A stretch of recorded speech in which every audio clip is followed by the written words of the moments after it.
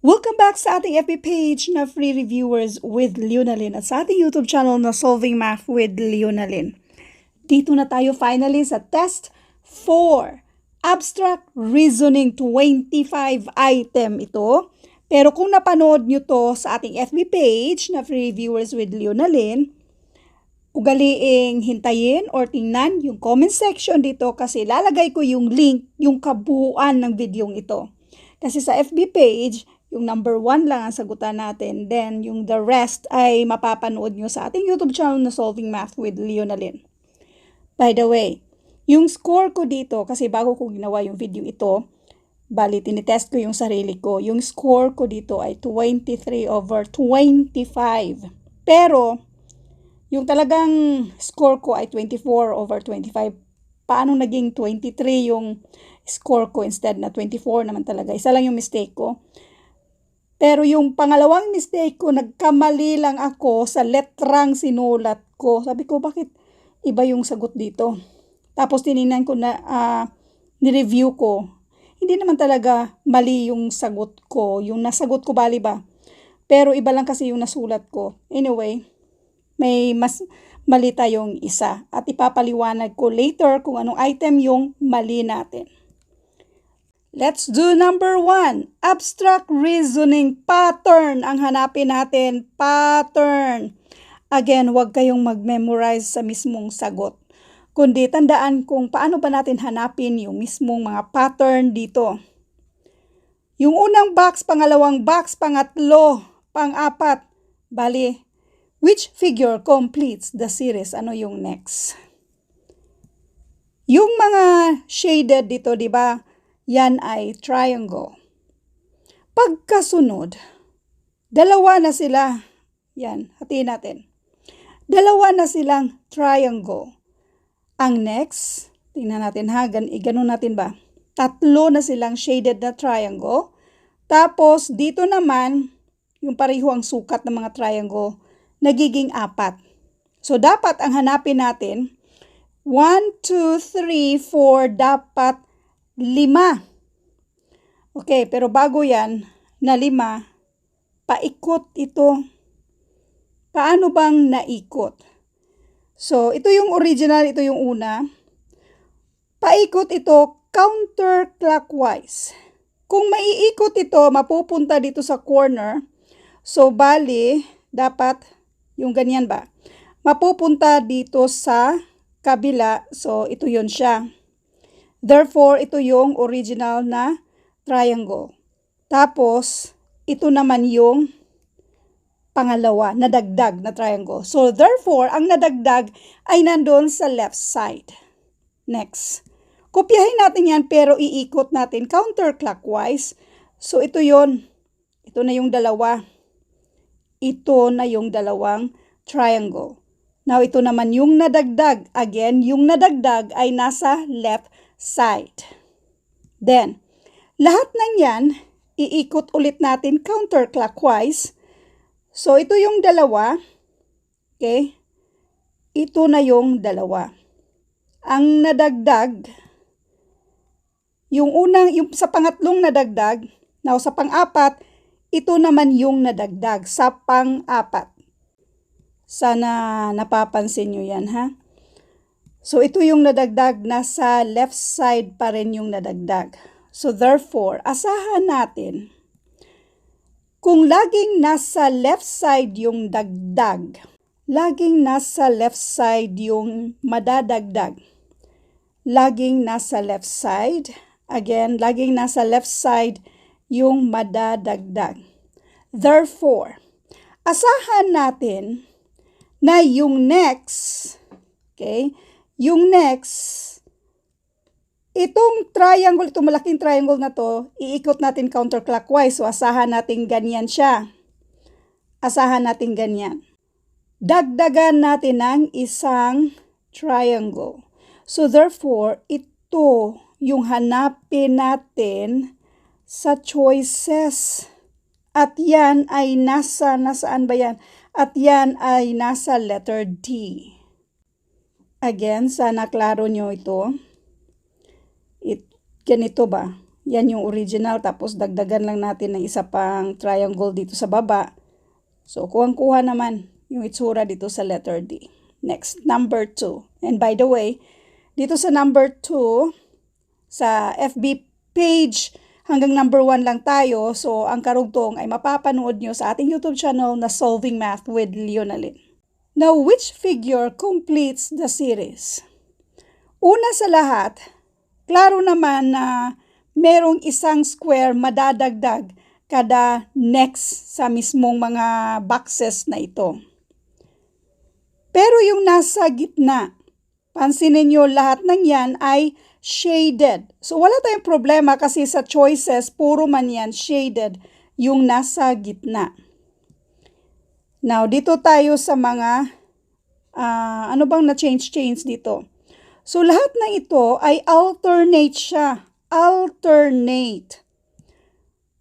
Unshaded, tapos na shaded, unshaded, tapos na shaded. So therefore, i-expect natin na yung next ay unshaded. Or sabihin na natin white yung square, unshaded. Ito, eliminate na natin yan. Ito pwede, ito eliminate na natin yan. Ito naman ay pwede. Elimination will increase our chance of getting the correct answer. Now, yung mga nadagdag. Ito yung nadagdag. Lahat ng mga nadagdag ay unshaded. So, therefore, yung mga nadagdag naman na mga square na yan ay counterclockwise ang pagkadagdag niya. Laging unshaded. Tapos, the rest ay alternate na maliban yung nasa gitnang square. So, therefore, asahan natin na ito ang madadagdag. Ang kasunod ay shaded.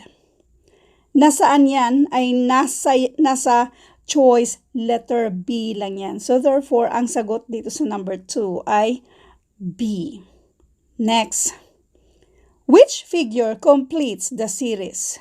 Dito muna tayo sa parang diamond. So, yan ay napunta na sa taas sa next. So, this is clockwise. Clockwise. Kaya napunta siya sa next clockwise. So, therefore, asahan natin na nandito siya. At yan ay nasa A, C, D. Dito pa lang, pariho itong dalawa. So, malaking chance na letter C ang sagot dito. Pero anyway, eliminate muna natin itong si letter B kasi ang inaasahan natin ay nasa lower siya, left lower corner. So, eliminate na natin si letter B. Next, dito tayo sa mga line. Itong line na to, kung napunta dito, i-count lang natin. So, 1, 2, 3. Next, 1, 2, 3. So, asahan natin nandito na. 1 counterclockwise. Again, wait. 1, 2, 3. Kaya nandito na yan siya. So, 3 times tayo mag-move. 1, 2, 3. Dapat ganyan at yan ay nasa letter C. Number 4. Which figure completes the series? Meron na tayong kapariho nito sa test 3 yata na video natin sa abstract reasoning. Doon tayo sa original. Nandito yung original sa baba, yung shaded. Sa next, nandito na siya. Original muna ang isipin natin ha, yung original na shaded. Tapos, dahan-dahan siyang napunta sa other side. Original na shaded. Then, clockwise tayo, original na shaded. Clockwise, original na shaded. So, therefore, ang next dito, yung original na shaded ay nasa baba. Yung original. Kaso lang, pagka twist-twist dyan, dahan-dahan siyang napunta sa kabila, yung shaded. Therefore, inaasahan natin na ito yung shaded nasa taas at yan ay nasa choice letter C. Next. Which figure completes the series? Tingnan natin kung saan ba dito ang merong pattern na mahanap natin. Ito bang parang may X? Isa yan siya. Sa next na box, may 2. Sa pangatlong box, may 3. Sa pang-apat, 4. So, yan yung hanapin natin sa choices, yung may 5. 1, 2, 3, 4, 5. Si choice letter A, 1, 2, 3, 4, 5. The rest, ilan to? 1, 2, 3, 4. 1, 2, 3, 4. Ito lang talaga si choice letter A, ang 5. At 5 yung hinahanap natin, yan na yung sagot. Number 6. Which figure completes the statement? Yung mga ganito, yung isto-isto ba? Analogy ito. Analogy. So, dito muna tayo sa box na shaded. Napunta lang sa left side. Therefore, itong unshaded, ipupunta lang din natin yan sa right side. From left to right pala tayo. From left to right. Unshaded. So, meron tayong nag-iisa ditong unshaded. Yan na yung sagot. Letter B. Isa pang tingnan natin. Itong shaded na, ito mismo ba? Itong shaded na part. Yung isa naman ay unshaded. Napapansin nyo, yung unshaded napunta na sa taas. So therefore, itong shaded na part, mapupunta lang din yan sa taas. At yan lang naman talaga ay nasa choice letter B. Again, yung box na unshaded ay nandito sa right side. At yan ay nasa choice letter B. Next, number 7. Which figure completes the statement? Okay. So, itong line na nasa gitna, yung unang set, bali from horizontal naging vertical. Ganon din ang hanapin natin, puro naman vertical ang nasa choices. Pero dapat ito ay pariho dito. Si choice letter A, eliminate na natin yan. Alam nyo ba, meron na tong hint. Si choice letter A na ini-eliminate natin, parihong-pariho yan sa choice letter D. So malaking chance na si letter D ang sagot dito. Pero anyway, tingnan lang din natin. Basta, eliminate na natin si choice letter A. Itong square na ito, nasa taas lang siya na napunta dyan sa kabila. So therefore, kung napunta lang siya sa kabila, ito namang square na to ay ilalagay lang din natin dito sa kabila, sa right side. At yan ay nasa choice C at D, eliminate natin si letter B. Yung next naman na nating titingnan ay itong parang cross ba? Itong parang cross, the same lang din sila ng position pero nagiging unshaded na square. So itong cross na to, the same lang din na position dito sa taas natin yan. Ilalagay unshaded na square at yan ay nasa choice letter D. So, ito na yung sagot. Letter D sa number 7. Next, number 8. Which figure completes the statement? Dito tayo sa mga shaded. Okay, dito tayo sa mga shaded. Yung tatlong shaded na yan, na formang letter L. Iikot lang natin one time, counterclockwise. So, ganyan na siya. So, therefore, kung counterclockwise, ganyan din ang gagawin natin dito. So, pagpalagay natin paano gusto nyong i-drawing. Pwede rin ganito pagka-drawing. Natin, yung mga shaded. So, therefore, dapat asahan natin yung shaded part ay dito. Tapos, dito sa corner na ito, hanapin lang natin sa choices. Bali, ang gagawin natin ay counterclockwise. Nasaan yan siya? Nasa choice. Letter B. Next. Which figure completes the statement? So, ano naman to? Baliktaran tayo pero pareho lang yung slant. So, dapat ganyan pero baliktaran. Eliminate na natin si choice letter A. Kasi yung slant niya ba, eliminate na natin yan. And then, ito ay baliktaran. Dapat, pareho naman lahat, baliktaran. So, ang focus natin ay yung nasa gitna.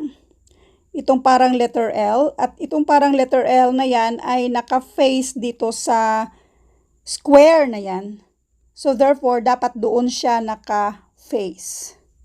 Itong dalawa naman, si choice B and C, naka-face naman talaga siya sa square na may line sa gitna. Eliminate na natin si choice letter D.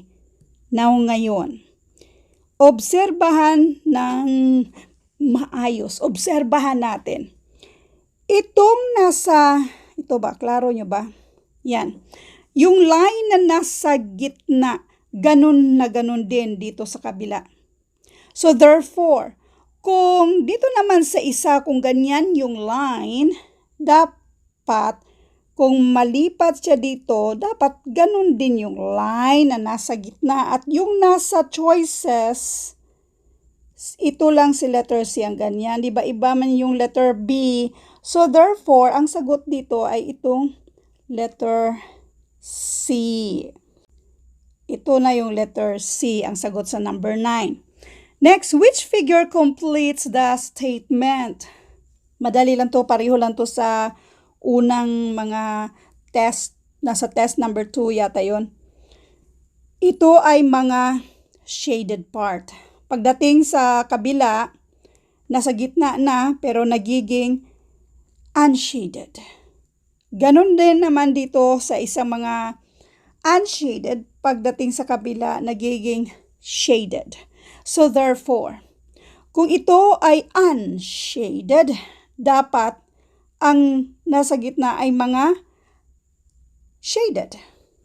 Kung ito ay shaded, dapat ang nandito naman ay mga unshaded. Therefore, choice letter D. Number 11. Which figure is the odd one out? I-count natin yung mga triangle na nandito. Okay, yung triangle. Again, mapurma kasi yung triangle. Kapag ganyan ba? Kapag ganyan, tapos i-cross lang natin yan, di ba? Lahat ng yan triangle. Anyway, count natin yung mga triangle. Ito ay 1, 2, 3, 4, 4. So dito, 1, 2, 3, 4, 5, 5. Ito, 1, 2, 3, 4, 4. 1, 2, 3, 4, 4. 1, 2, 3, 4, 4. Letter B lang ang naiiba, na 5 yung mga triangle dito.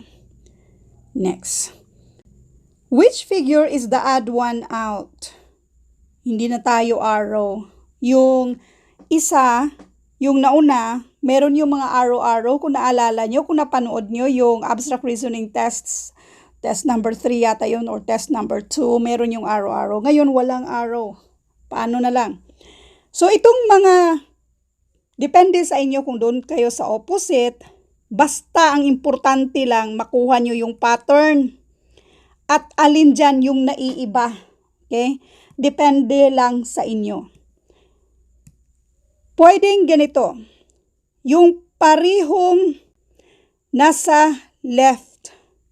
Parihong nasa yung mga shaded, unshaded, shaded. Or white and black. Ito naman ay nasa left side. Choice letter B. Paano yan, ma'am? Yung shaded mo ay nasa right side. Bali, iikot natin yan in such a way na maging pareho na siya sa ibang, ipareho natin sila lahat ba? Okay. Kung ito ay nasa upper left, ito yun ang gagawin natin. Kung iikot natin yan siya, going to the upper left, i-imagine nyo kung iikot siya. Diba? Pareho lang. Now, kung ito naman ang iikot natin si choice letter C, iikot natin para mapareho lang sa choice letter A. Ganun lang din. Okay? Ganun lang din, nasa left side lang din siya. Ganun lang din ang itsura niya. Parehong pareho. Ito namang si choice letter D. Paano mo ba iikot yan? Yung nasa gitna, unshaded na yan siya. So, expect natin yung nasa left upper, dapat unshaded. Dapat unshaded yan siya. Shaded yung nandyan. Tingnan muna natin si choice letter E. Si choice letter E, ito yung unshaded. Tapos, kung iikot natin yan in such a way na mapariho siya ng placement, pariho sila sa letter A, at dito sa letter A ba, mapariho siya. So, therefore, tama lang din naman na nandyan siya na magkatabi yung shaded, yung parihong mga shaded. So, therefore, ang naiiba lang dyan ay si choice letter D. So, siguro nahirapan ako sa pag-explain dito, no? Maliban lang yung mga may arrow-arrow ba, mas maganda yon. So, ano kaya kung i-arrow ko ito? Okay. Kung i-arrow ko yan, ganyan na lang i-arrow natin. I-arrow natin.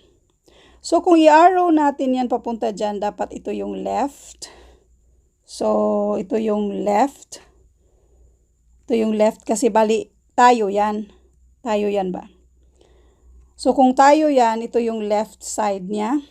So, kung tayo yan, ito yung left side niya at ang left side niya ay shaded. Siya lang ang shaded. Kasi dito naman ang left side niya sa choice letter E ay unshaded. So, ang sagot dito ay letter D. Next, number 13, which figure is the odd one out? Si choice letter A, kumpara natin sa letter B, C, yung mga parehong sides, pareho sila mga maliliit na mga rectangle. Pareho sila mga maliliit na rectangle. Maliban lang sa choice letter A na si square ay together siya sa isang maliit na triangle. Ito lang talaga ang naiiba. So, yan na yung sagot.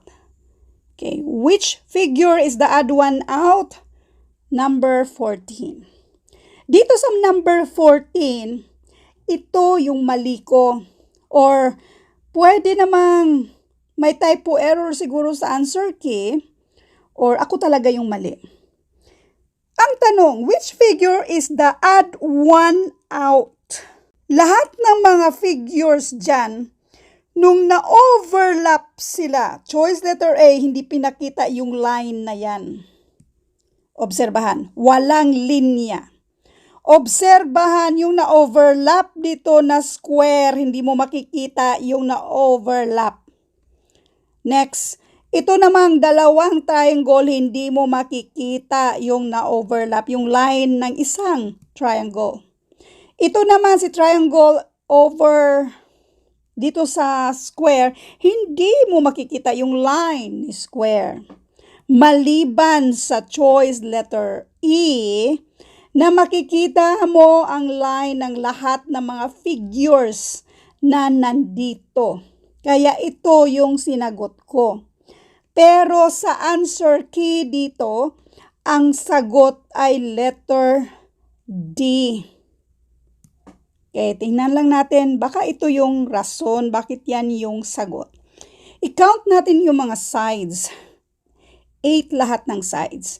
8 din dito. 6, ito ay 7, ito ay 10. Ito lang din naman yung odd number. Pero sana, hindi pinakita yung isang, halimbawa, ito yung hindi ipapakita. Para pareho sila lahat ba? O, yan tuloy ang nasagot ko kasi pinakita siya lang yung naiiba din. So anyway, according sa answer key nito, letter D. Pero kung akong pasasagutin dito, letter E. Anyway, number 15, which figure is the odd one out? Doon ulit tayo sa Y, pareho lang to. Yung Y, mag-iisip tayo ba ng Y? Then, isipin natin nandito tayo nakatayo. Para alam natin kung saan i-assign natin yung right and left. Kasi, kung nandito tayo nakatayo, ito yung left side natin. Yung triangle ay nasa left side, sa Y. Itong Y na to, mag-imaginary lang tayo ng Y ba? Dito tayo tatayo. Nasa left side si triangle niya. Isa na namang Y, nasa left side ulit. Okay, nasa left side. Isa na namang Y, nasa left side si triangle.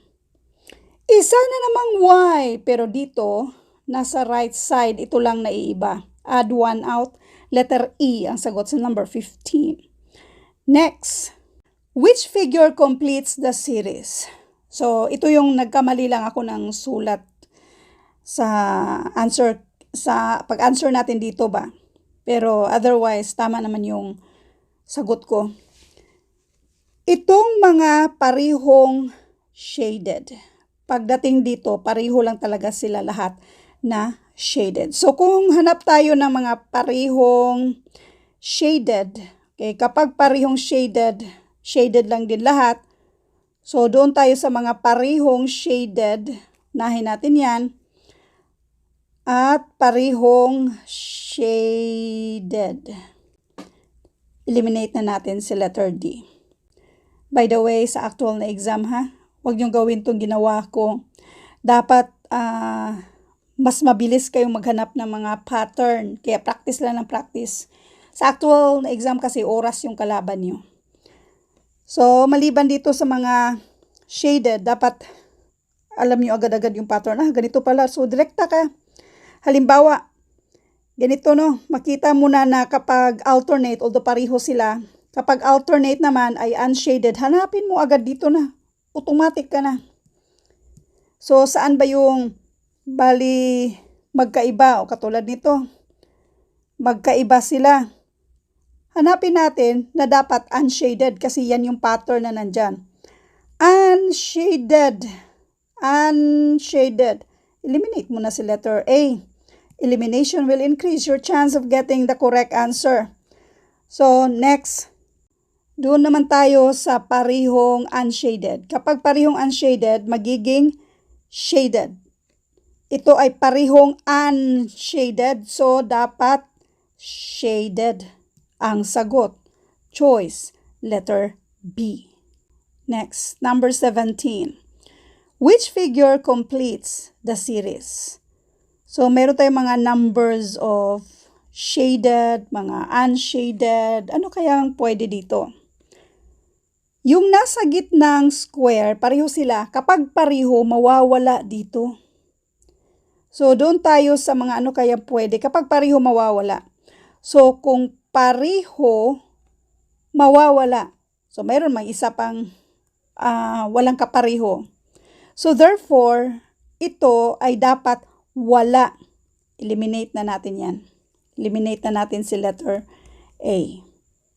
Now, kung titingnan naman natin itong mga square na ito, okay, yung mga square na yan, pareho silang square, parang shaded at unshaded.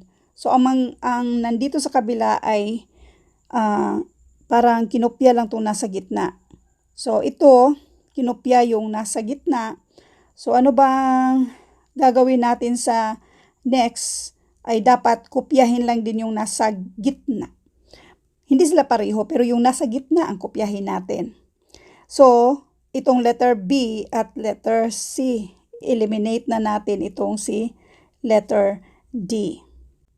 Dito naman tayo sa mga square, ay itong mga rectangle. So, yung rectangle na ito, pagdating dito ay ganun pa rin siya na rectangle, pero pareho siya, unshaded siya, pareho siya sa nasa gitna. Kapag hindi sila bali shaded at unshaded sila, so therefore, asahan natin na dapat unshaded. Yan naman talaga. Position na lang. Doon tayo sa position. Kasi si choice B and C, pareho sila yung position sa mga, dito tayo sa mga rectangle na to. Okay. Ito, ignore na natin tong una kasi wala namang pagdating sa pangatlo na wala kasi siya. So, kung ito ay nandyan sa lower left, tapos napunta siya dito sa right side, pero ang kinopya lang talaga dito ay yung kung halimbawa ito ay, bali ito ay unshaded, so unshaded siya, pero yung position niya ay kinopya lang dito, kinopya yung position kung nasaan siya. Katulad nitong malaking, itong parang line na to ba, nasa taas, kinopya lang kung nasaan yan sa posisyon, nandun lang din siya sa pangatlo. Yung first at yung third, pariho yung position kung nasaan siya. So therefore, kung nasaan yung position ng ating, ito ba, yung rectangle na yan, dapat ganun din nasa baba. At yan naman talaga ay nasa baba dito sa choice letter C. Kaya ang sagot dito sa number 17 ay letter C. Nakuha nyo ba yung pattern? Baka hindi ko na-explain ng maayos, no? So, panoorin nyo lang ang videong ito. Bali kung ano yung mga position na wala sa pangalawa, pariho lang din. So, itong sa next kasi, parihong meron siyang shaded na line na yan. So, mawawala yan siya sa pangatlo. Pero kapag wala, dapat pariho yung posisyon. So, halimbawa, itong ganito, di ba? Pareho sila, unshaded lang, pero dapat pareho yung kulay na unshaded, pero pareho yung position sa first. Ito naman, pareho sila, pero dapat ganito yung kulay na shaded, parang shaded na square siya. Then sa left side, pero yung position niya ay dapat nandito, pareho dito ba? At yan ay nasa choice letter B, letter C. So, yung kulay lang ang kinopya, kaya ini-eliminate na natin yan. Now again, since itong si B and C ay pareho tong position na to, dito tayo mag-focus sa mga rectangle na yan. So, kung titingnan natin, itong maliit na rectangle na ito, dapat pareho yung position na nasa baba, pero yung kulay ay katulad nitong nasa second column. Kaya ang sagot ay letter C. Next. Which figure belongs in neither group? Dapat wala sa dalawa. Ang ibig sabihin ng neither group, dapat wala sa dalawa. Okay. So, si choice letter A, saan siya pwede? Merong mga triangle sa group 1. Then, itong parang diamond, then circle. So, pwede siya sa group 1. Si choice letter A ay pwede sa group 1. Eliminate na natin yan siya. Si choice letter B. Okay, itong parang oblong na to, nasa group 2. Tapos, ito naman ay both nasa group 1 and 2 naman. Pero, ito siya ay nandito sa group 1. So, hindi siya pwedeng sa group 1 kasi wala talagang oblong dyan. Hindi rin siya pwede sa group 2 kasi wala talagang half moon dyan. So, therefore, ito na yung sagot, letter B. Pero tingnan lang natin yung iba. Ito namang, wait, ipang-delete muna natin to. Itong parang diamond na ito, na unshaded. Tapos, meron tayong square dyan. At meron tayong oblong. So, sa, anong tawag dito? Sa group number 2 lang talaga siya. Group number 2. Then, si letter D naman, ito ay sa group number 1. Anyway, ang sagot dito sa number 18 ay letter B. Which figure belongs in neither group? Sa group 1, lahat mga circle. Sa group 2, basta lahat mga square. Letter D ba? Meron tayong square at circle. Hindi siya pwede kahit saan dyan. So, therefore, ito na yung sagot. Letter D. Number 20. Which figure is next in the series? Meron tayong dalawa. So, tingnan muna natin. Pwedeng ganito. 2, 1, 0. 2, 1, 0. Bali, pababa tayo. 6, 5, 4, 3. Nakuha nyo? 2, 1, 0. Ang next sa 0, kung pababa tayo, kasi hanggang 6 lang naman. 0, 1, 2, 6 lang naman to. So, umpisa ulit tayo sa 6. 5, 4, 3. At sa choices, letter D ang may 3 sa taas. Tingnan muna natin to. Increasing naman to. 5, 6. Okay, 5, 6, 0, 1, 2, 3, kaya 4. Okay? 0, 1, 2, 3, kaya 4, yung nasa baba. So, yan na yung sagot, letter D. Next, number 21. Which figure is next in the series? Ito, 0, 1, 2, 3, 4, 5. So, dapat ito ay 6. 0, 0, 1, 2, 3, 4, 5, 6. Alternate. 3, 0, 3, 0, 3, 0. So, dapat 3. At yan ay nasa choice, letter A. Isa pang pattern. Basta importante, makuha nyo lang yung pattern. Isa pang pattern. 0, 2, 4. So, 0, 2, 4, 6. Even numbers. We have 3. Yan ba? Alternate. 3, 3, 3. So, dapat 3 ang nandyan. So, anyway, choice, letter A. Number 22. Which figure completes the grid? Mirror lang sila na mirror lang sila. Pero, bago yan, doon tayo sa parihong-pariho lang. So, ito ay pariho sila dito sa baba. Ito naman ay pariho din dito sa baba. So, ang kapariho nito, obvious naman na ito. Therefore, ito rin ang ilagay natin dyan. So, ang aasahan lang natin, i-drawing ko lang muna, ito yung asahan natin sa ating, ang hanapin natin ba? Dapat ito yung hanapin natin sa choices. At yan ay nasa choice. Letter C. Next. Which figure completes the grid? So, ano pa bang mga meron dito? Lahat ng ito ay nandito. Meron tayong mga unshaded na, or shaded and unshaded, alternate siya. So, ang asahan lang natin, ang wala dito ay itong square na to. So, ito yung asahan natin dyan. Now, doon naman tayo sa mga placement. Yan ay na-alternate. Dito naman ay na-alternate. So, asahan natin, itong nasa kabilang mga boxes na yan, lahat na yan ay dapat nandyan sa left lower natin. Pero, dapat ma-alternate. Bali, yung mga figures ay ma-alternate. Katulad nitong parihong circle. So, asahan natin na ito ay shaded na circle. Ito ay ma-alternate. So, asahan natin na ito ay unshaded. So, hanapin natin to sa choices. Itong bandang, itong ganito ba na mga figures ba, yan yung hanapin natin sa choices.